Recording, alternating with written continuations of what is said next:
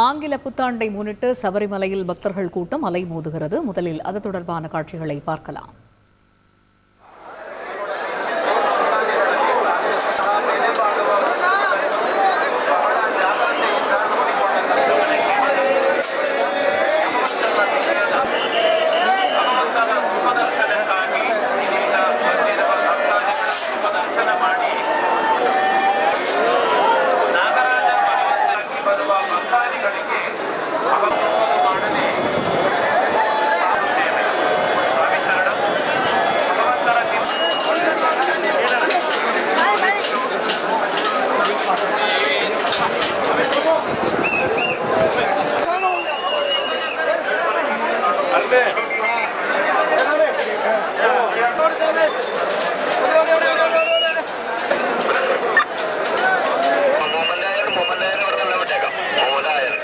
இதுகுறித்த கூடுதல் தகவல்களை எமது செய்தியாளர் சிவசபாபதியிடம் கேட்கலாம். சிவசபாபதி, இப்ப பக்தர்களுடைய எண்ணிக்கை அதிகரித்து காணப்படக்கூடிய சூழல்ல சுவாமி தரிசனத்திற்காக செய்யப்பட்டிருக்கக்கூடிய சிறப்பு ஏற்பாடுகள் என்ன? அதே போன்று கண்காணிப்பு பணிகள் முடுக்கிவிடப்பட்டிருக்க?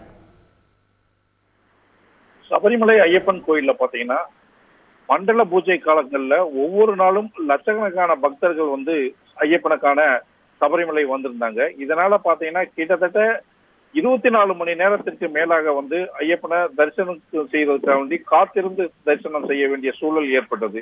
தொடர்ந்து பாத்தீங்கன்னா எரிமேலி, பம்பை, சபரிமலை போன்ற பக்தர்கள் அங்கெல்லாம் பாத்தீங்கன்னா பக்தர்களோட கூட்டம் கட்டுக்கடங்காத கூட்டம் இருந்துச்சுன்னே சொல்லலாம். அதை தொடர்ந்து இந்த மண்டல பூஜை முடிஞ்ச உடனே 27ஆம் தேதி நடை சாத்தப்பட்டு தற்பொழுது 30ஆம் தேதி மகர விளக்குக்காக நடை திறக்கப்பட்டிருக்கு. அன்னைக்கு இருந்தே பாத்தீங்கன்னா பக்தர்களுடைய கூட்டம் மிக அதிக அளவுல இருக்குன்னு சொல்லலாம்.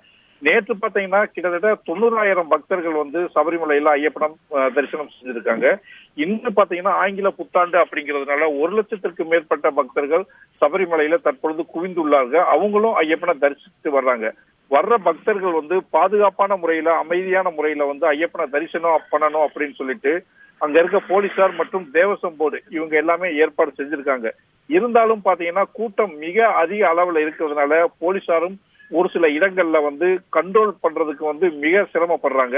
இது மட்டும் இல்லாம வர்ற பக்தர்கள் பல இடங்கள்ல பல மணி நேரம் அடைத்து வைக்கப்பட்டு நிறுத்தி அனுப்புறதுனாலையும் இந்த பக்தர்களுடைய கூட்டம் பாத்தீங்கன்னா மிக பெரிய அளவுல இருக்குன்னு சொல்லலாம். வரும் காலங்கள்ல இனியும் ஐயப்பனை காண்றதுக்காக ஐயப்ப பக்தர்கள் அதிக அளவுல வருவாங்க அப்படின்னு சொல்லிட்டு எதிர்பார்க்கப்படுகிறது.